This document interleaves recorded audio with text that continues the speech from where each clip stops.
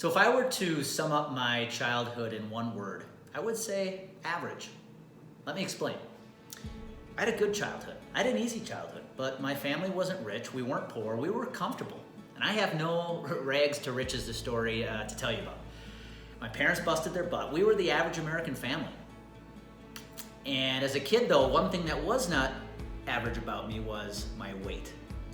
I was overweight, I was chubby, I was husky, as we called it back then.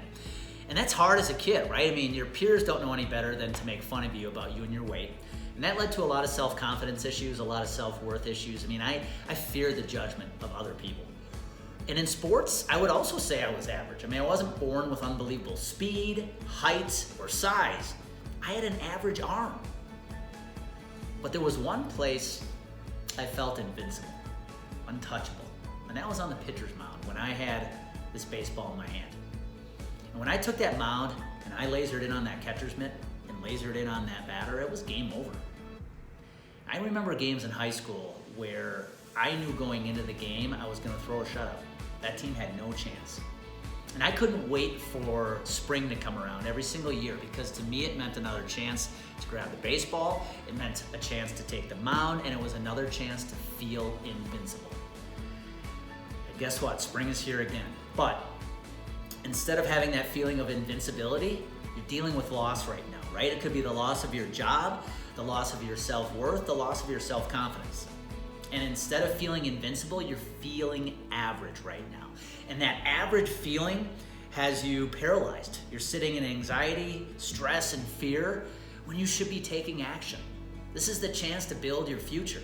So here's my ask of you. Hell, here's my beg of you. Figure out where you feel invincible. Grab that baseball, take that pitcher's mound. And if you can't find that space where you feel unhittable right now, think about a moment in the past when you felt invincible. And I want you to go there, put your mind there, and I want you to sit in that space. Because if you can put yourself in that space right now, that's where creativity comes from. That's where the confidence comes from. And when confidence and creativity collide, you create action. So no matter what the news says, no matter what the loss of your job says, no matter what any of your friends and family say, you are not average. So I want you to get up, I want you to put a smile on your face, grab the baseball, take the mound, and know that you are better than average. You are invincible. And I want you to use that invincibility to get creative, to build that confidence, so you take